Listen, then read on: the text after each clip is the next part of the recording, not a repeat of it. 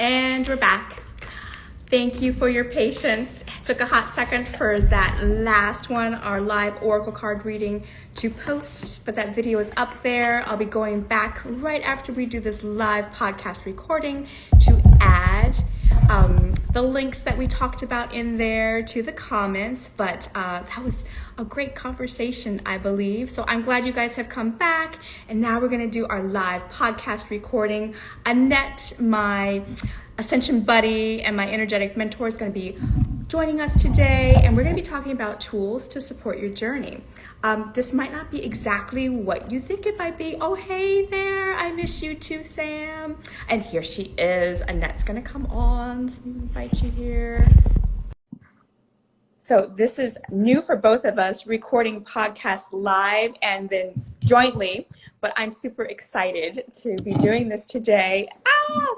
As I was saying, when we were doing our live oracle card reading, I attempted this at the end of 2020. Actually got the recording done on Zoom because I was going to launch my podcast, and then lots of different things happened. I think the main thing at that point, though, was my perfectionism paralysis took me in a loop.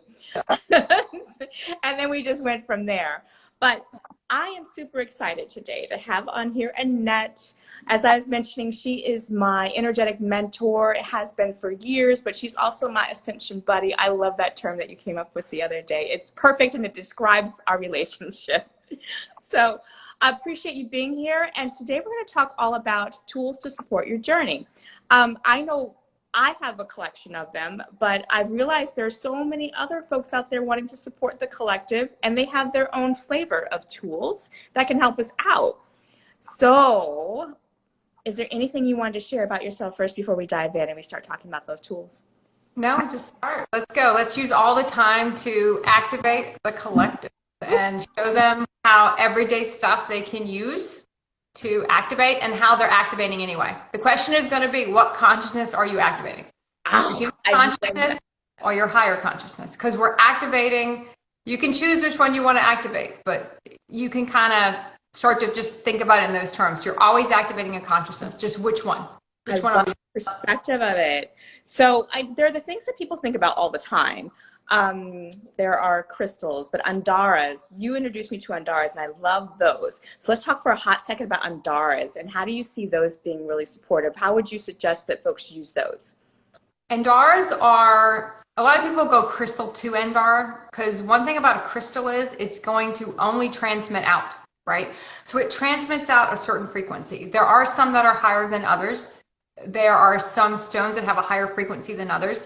But eventually people kind of can outgrow crystals. When you're first starting to open up, especially in your dream state, put crystals under your pillow. Just stay you can be a little cautious about quartz. Clear quartz is going to activate everything a little bit more because it's prone to kind of activate, stimulate, emphasize what's already there. So if you're really anxious and you're trying to work through anxiousness when you're sleeping, which is just really us clearing our fear, it's going to make it worse. It's going to make it worse to clear it faster. So just be aware of that when you're dealing with quartz and clear quartz in any way. You know, rose quartz is a little bit simpler, a little bit gentler. So, but it only transmits one way. So once your body achieves the frequency of the crystal, it no longer is anything. It really just becomes a rock. You don't feel anything anymore. That's why a lot of times you'll lose it. It'll just all of a sudden get lost. You'll go in the ocean and it will just get washed away, you know, or you'll gift it to somebody else because it no longer has value to you in the sense of it's helping your consciousness, right? It's not doing much for you anymore. So Andaras, which I have on a blue one, I'll take it out. I have a couple here I'm going to show. This is a blue one. They are sacred glass and they activate and receive. So they transmit and receive. So what they're going to do is if you want to work on a particular thing, then you can tell the Andara what you want to work on. It's going to help you work through that. So it's going to kind of do both, right? And it doesn't have to be cleaned. It doesn't have to be cleared. And they are much more powerful than crystals. They're a whole different ballgame. Now, some people go crystals to Andaras and they kind of graduate up. Some people just go straight, and I did that path. I went crystals to Andaras. Some people just go straight to Andaras. And for some people, they don't really feel the connection with an Indara, but sometimes they just haven't got that connection within themselves yet to really feel the connection with the Indara. Because we're only going to be able to connect with anything or anybody with how deep we're connected within ourselves. If we don't have that connection within ourselves, then we're not going to be able to connect with anyone else on that deeper level because we don't have that. So I've got, we got yellow ones, orange ones, purple ones.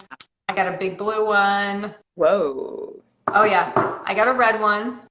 So you kind of do whatever color speaks to you, and I have a kind of a galactic one. You can hold them up to the light, look at what you can find in them. They're a lot of fun. I know you have a lot of different colors. I do, and I've gifted some too once my work with a particular one was done, because I just find sometimes it says, okay, I want to go there. And so I actually used to take them when I was going to different appointments on my wellness journey. And one time this woman was having a mini meltdown, and I went out of my little cubby and went over to her and I says, I think you just need this today. Told her to hold it, set an attention, and she actually stopped crying. I don't know if it's because this crazy woman came over and gave her what she thought was a rock or what.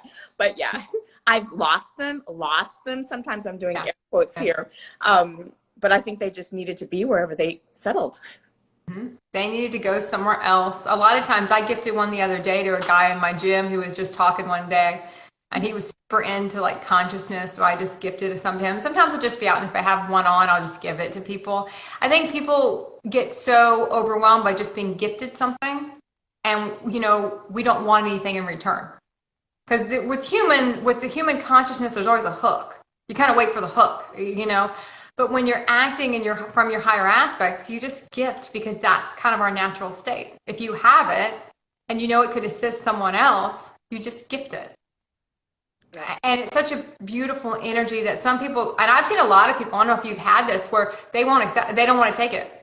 Yeah. Or no, I can't take it. I'm good. Okay, no. And I'm like, you go ahead. Well, I'll pay you for it. I'm like, no, it's a gift. And then you see someone else come up and someone else is like, well, what is that? I'm like, well, it's an Indara. I gifted it to someone next to me. And this guy was like, well, do you have any more? And I'm like, well, I'm like, I want that. Okay, hold on. Because one thing also about human consciousness, it doesn't like to be left out. So the minute it feels left out, it's kind of a hook where you can get kind of in there a little bit with consciousness.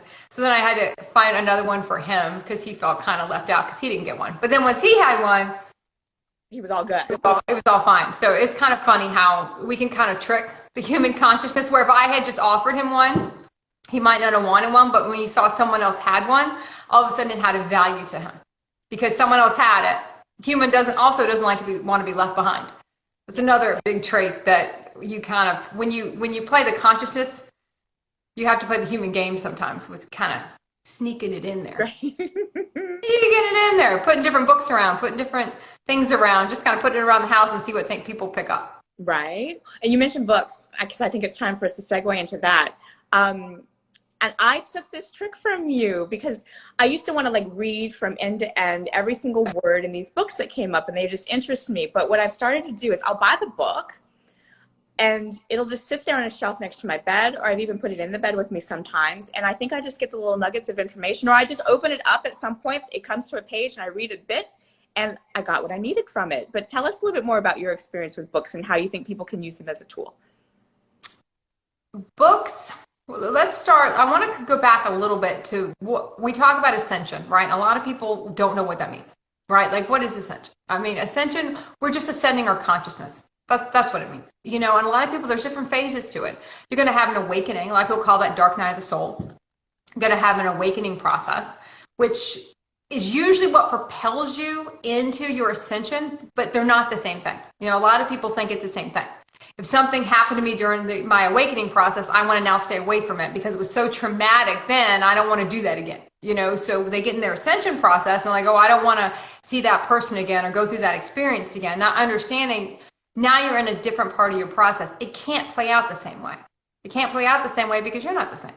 Nothing can play out the same way because you're not the same way. You're never going to have the same experience twice, right? So when you first have your awakening, which normally can happen for two different reasons. One, you've gotten everywhere you ever wanted to get to in your human experience, but you're still not happy.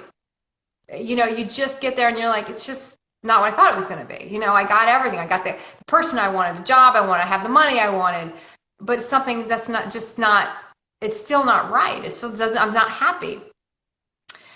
Or you almost get, this was mine, you almost get everything you think you want, and then all of it caves down around you. You're like that close to everything you ever wanted, and then the bottom falls out, and you're like, what the?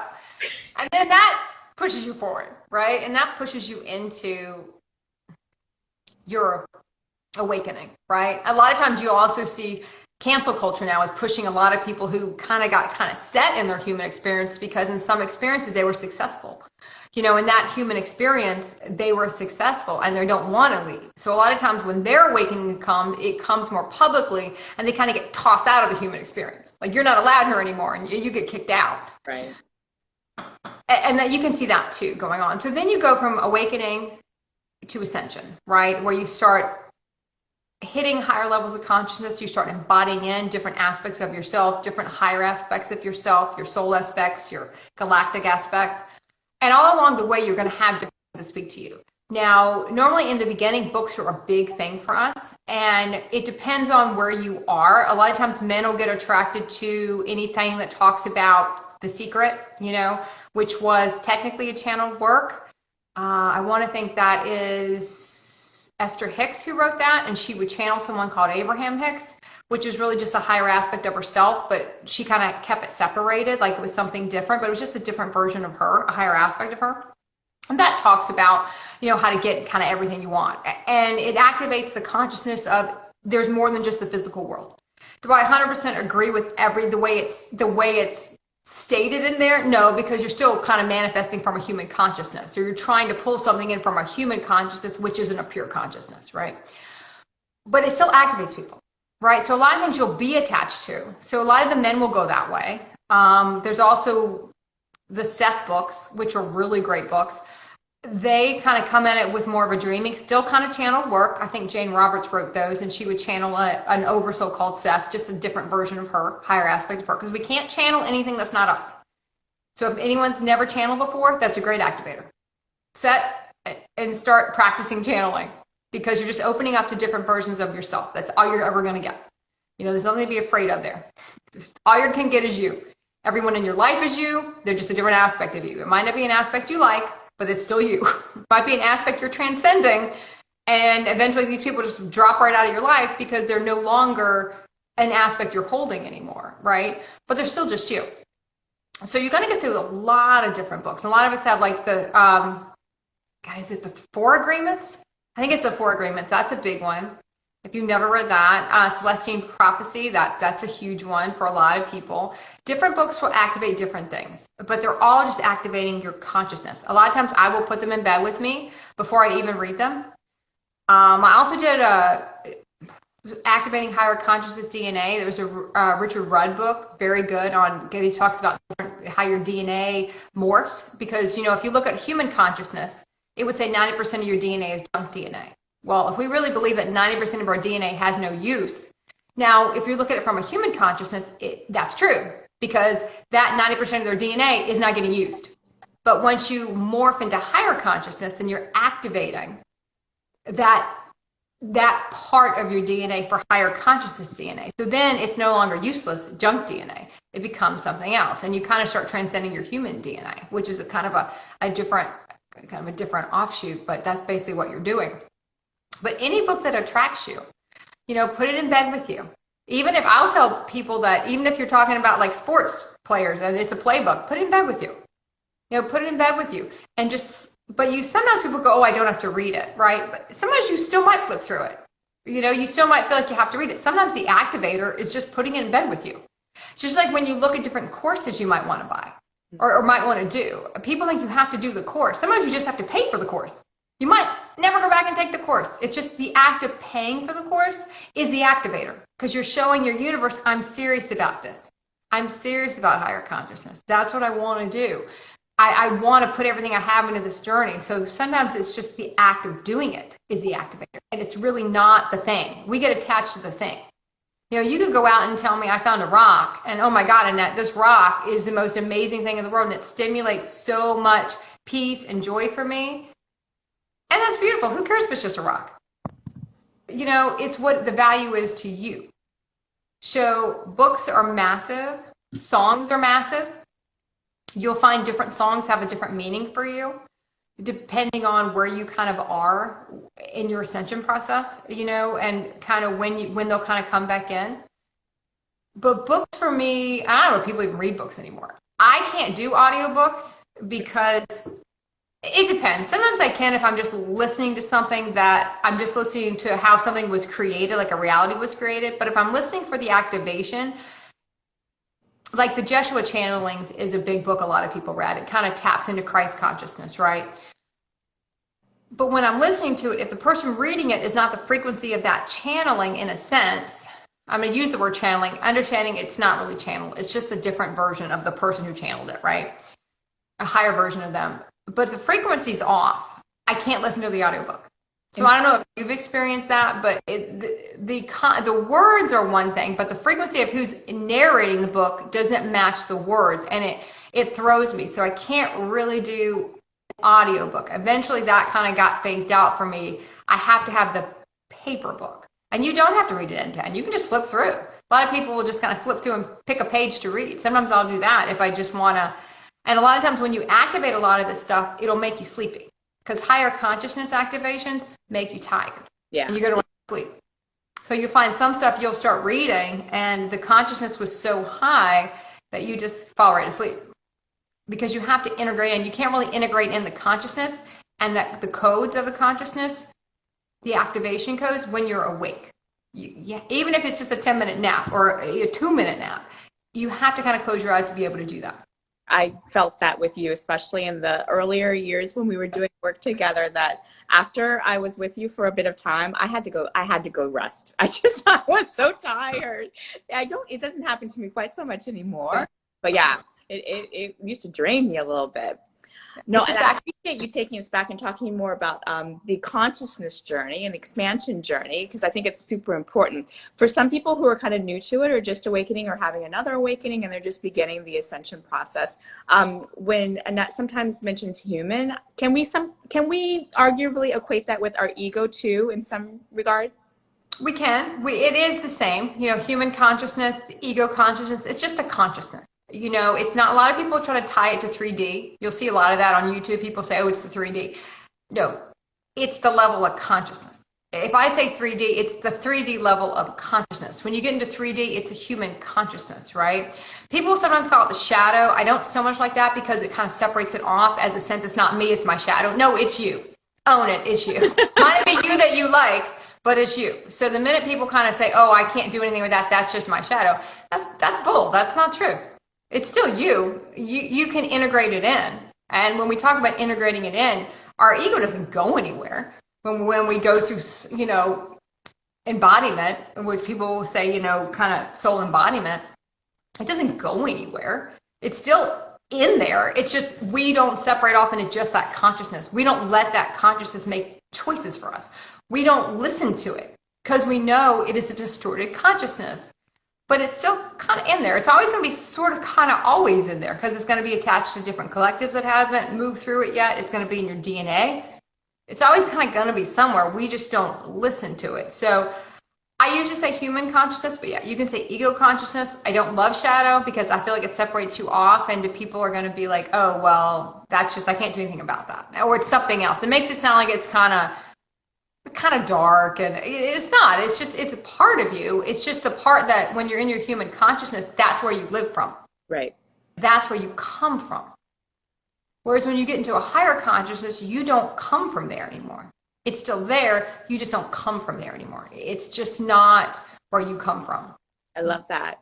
All right, so here's the last tool we're going to talk about today. I know I'm going to have you back on. So, but I would love to talk a little bit about clearing emotion, clearing all of that out of the body, because I have the tools that I use. And so I'm supporting people right now through using the emotion code and the body code, but there were so many different ways you can do it on your own as well.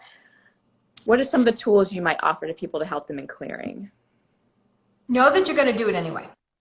Any tool you utilize, don't get attached to the tool. And it doesn't matter. Some people do tapping. I've seen tapping. I've seen the muscle, I can't think of what it is, the muscle. Yeah, the muscle testing. Yeah. Muscle testing. There's different things people will do. And a lot of that, it still has, when I say a human consciousness, I'm not trying to make that a negative thing, but a lot of it still has a human consciousness attached to it because you're tapping in still to someone who is predominantly in a human consciousness, which is where we all were at some point. We all have to go from there to somewhere else. So when you're working with a lot of this stuff, you're tapping into something that it's a linear thing for them, in a sense, because that's how the human brain wants to make it. A lot of times I do a stream on Twitch at least once a week, sometimes 2 a week. And I get a lot of people on there to try to make it linear. They try to make it A to B. So what you're saying is, and it's like, it's multidimensional, it's vibrational, it's not linear. But for the human, sometimes breaking it down in that sense makes it linear. You're always going to be clearing something. I would love to say you get to a point when you talk about full body ascension, from when you awaken to when you finish full body ascension, and even after that, you're still clearing stuff. That's just when you pretty much brought in all your aspects, right? Your higher aspects, your galactic aspects, you've merged them all in. But that could be a 9 to 10 year process. And a lot of us will have an awakening. We can go back for our whole life and say we had an awakening. We woke up, but then we went back to sleep again. And then maybe 10 years later, we woke up again. We had another awakening, and then we woke up again. So we're always going to be kind of going in and waking, and sometimes we go back to sleep, and sometimes we'll go through an awakening, and then it's time for our ascension. It's coded in your DNA when it's time for your ascension. You're either going to ascend on this planet, or you're going to transcend through death and ascend somewhere else. That's the deal, right? You go one or the other. But everyone's got a time when they're going to be kind of all in a sense, because it's their time to be. That's why we can't really judge where anybody is and why someone is not in the place we are. They're not supposed to be yet. If think about it like this. If everyone on the planet went through the ascension at the same time, can you imagine what a chaotic mess it would be? Yeah. I mean, look at the chaotic messes that I know what I was. I don't know if you want to speak to how you felt in a lot of, especially in the early parts of the journey, and even when we're clearing programming, even when we're going through full body ascension, we're clearing so much programming, so much karma. It is intense. It is rough, and everyone can't go through it at the same time. Yeah. Everything will collapse. It would be a hot mess. It would be a hot mess. That's why you have the kind of 3 waves every 10 years, and then they all kind of go into one wave. And then like 2010 to 2020, you had 3 waves, and now they're the first wavers. 2020 to 2030, you're going to have 3 waves. COVID kicked off that second wave, the first waivers of that second 10-year period. And there's just more and more and more and more people that put more and more and more stuff out because it's important to do that. And I totally forgot what your question was, Cynthia. Oh, you're good. I was talking about clearing in different ways. Okay, that's where I'm getting to. Okay. My frequency shifted there. I couldn't remember where I was going with this. Okay, so when we're clearing, utilize whatever it is for you, right? It doesn't matter what it is. I have a picture of my nephew on a bank card, and whenever I'm clearing anything about money and I have to spend money, I have a funny little picture on my bank card, and it makes me laugh. So how can I be upset about spending money on anything when I see this funny, cute little picture on my bank card? Use whatever it is for you, but the emotion is the cellular clearing we have to get through. Every time you shed a tear, that's a cellular release. It's taking you to the next level. Anytime whether you've had energy work done, whether you've worked with someone on, the emotional, is it called emotional coding, Cynthia? Emotional code, yeah. Emotional code, no matter what it is, if you've had energy work done, I think I said that one. If you've had a tarot card read, if you've listened to anything of higher consciousness, no matter what it is, and all of a sudden you get upset or you get emotional. A lot of people will see this when you're around certain people, and the people who went down that empathic route will say, oh, it's an empathic, I can feel your sadness.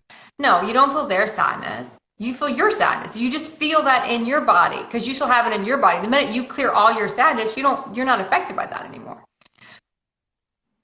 But it helps us get to it.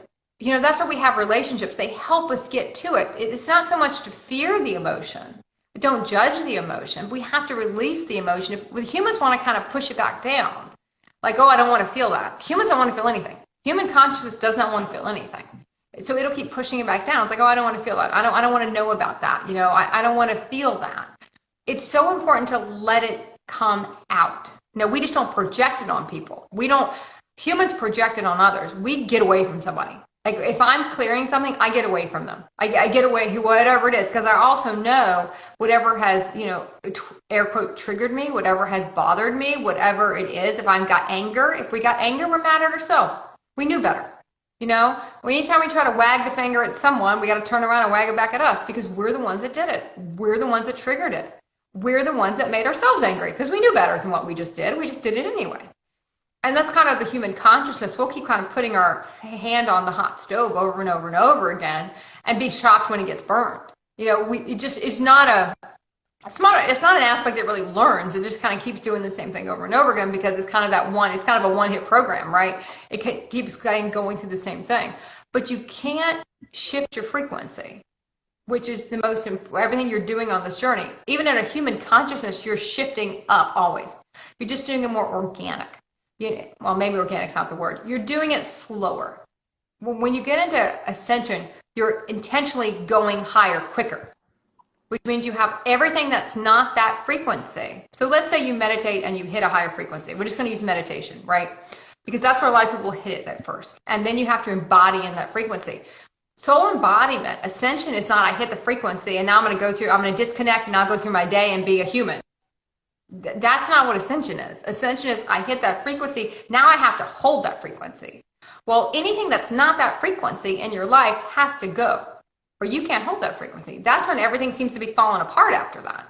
And all the emotions start coming up. You might feel physically ill because you're clearing all that stuff from your body. All that stuff has to come up to go because that's what's in the way. If the frequency you're trying to get to or you hit was here and your home body frequency is here, you got to clear all that in between to get up to where you were, to embody that frequency. That's what embodiment is. It's not, a lot of times people will say the words, and not really understand that there's a lot of clearing that takes place. Anyone that tells you can do this in 10 minutes, that's not true.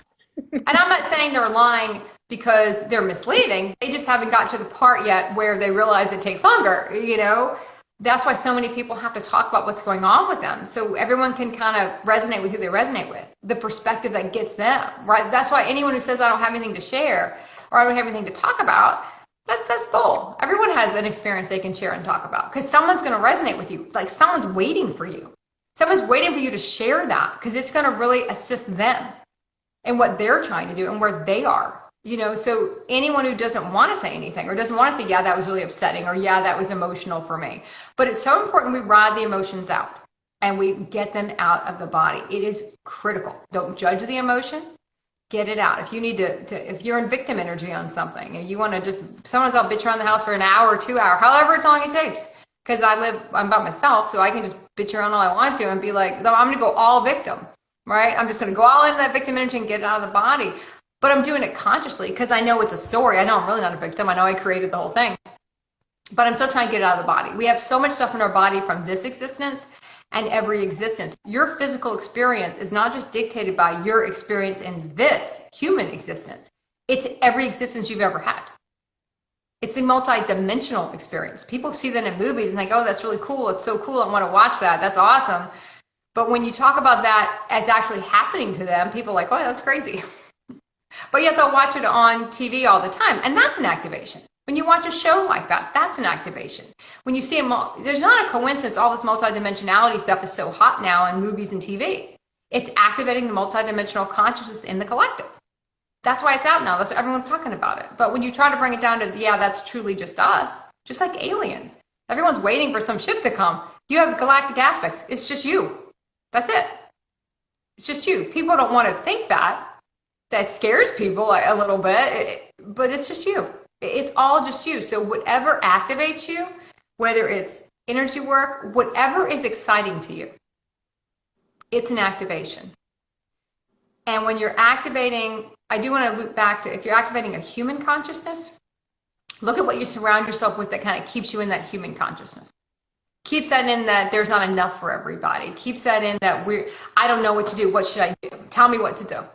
Now, you listen to a lot of the media now is like, well, you should do this. You should do that. You should do that. Now you need to go do that. Anytime you start a sentence with, you need to go do this, and you're talking to another person, you've technically overstepped your energetic bounds. It's not your place to tell anyone to do anything. because everyone has a higher aspect of them that's guiding their journey. And sometimes we kind of forget that. We think we've gotten so conscious in a sense that we can tell someone else what to do. And then we're completely unconscious when we do that because we're trying to overstep. They might need the train wreck. You know, they need to go through that because that's their awakening process. But when we kind of can see the train wreck coming, we want to kind of stop that. We don't want them to go through that emotion, right? We don't want them to go through that train wreck because we've been through our own train wrecks and we don't want it to see that happen to them. But there's another place that we have to understand that's what they need to do. They need the train wreck because that's what's their awakening process. That's what starts their journey. We can't interfere with that stuff. You know, anytime anyone's, you know, doing any type of channeling, you know, which once again, it's just them, they all say the same thing. Oh, we can't interfere. Can't interfere. Sorry. You know, you're on your own. We can just observe. It's kind of the same thing. When you become higher aspects of yourself, you have to look at everyone else's journey as the same. I can't interfere with that. You know, technically, if they're not directly in front of me in my reality, it's not really my business what they're doing.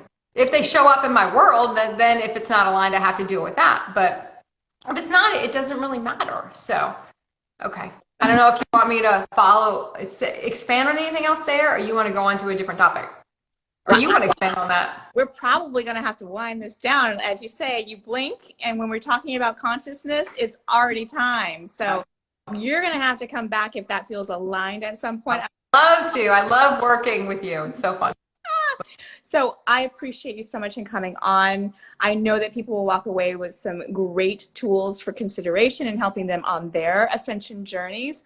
And I would love, though, to make sure people go to the show notes and also the comments if they're taking a look here on the recording on Instagram, because Annette is gifting an offer for, tell us more about it because I'm forgetting right now. Okay. I wanted to do something because every time we get together, it's such a gift for me. I so enjoy it. I really enjoy it.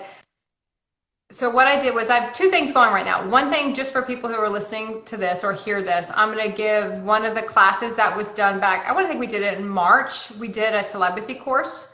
And I'm going to offer that for $99. So anyone who wants to go on and get that, I think it's going to be out for about a week. So you have about a week to kind of do that. And every time you and I get together, Cynthia, I'm going to bring something else to offer. I'm also doing, I think, $100 off all upcoming classes and personal sessions. I think through like the end of September. So I was kind of running, gifting a lot of that stuff too. So, but the telepathy one is just for the people who listen to this, and they can go and enjoy that because telepathy is human consciousness word. It's more just you're reading your energetic field. I do use the word because it kind of can activate people because words are activators too. Kind of weigh the words. If you start weighing your words, you're going to see what feels heavy, what feels like nice is kind of a human word. It feels kind of icky. Kind has a much higher vibration to it. And you can tell when someone's being nice and someone's being kind. It's two totally different, two totally different things. So it's just important to kind of, see how you feel about stuff. And when something doesn't feel right to you, there's a reason. You're reading your own field. So that course, it was one of my favorite ones I think we did. I really enjoyed that one. I felt like we covered a lot of stuff. There's a lot of different things people can do to kind of activate and kind of remember how powerful we are. And how you're always doing it. You're always reading your field. You just might not realize you're doing it and that you're doing it, consciously. So, well, and I have appreciated every single class that you put together. I jump on just about every one of Annette's classes because I learn something. I go so deep and it's just, they're invaluable. So check them out. Thank you so much for sharing your energy today. I appreciate you. And I know we're going to have you back on because we're going to have more conversations. So thank you all for joining. We appreciate you. If you want to share this and get the word out so more people can hear and learn and grow, rate and review. And I actually am doing a monthly giveaway of an energy work session for folks who rate and review and want to share. All right, take care, and we will talk again very soon. Bye.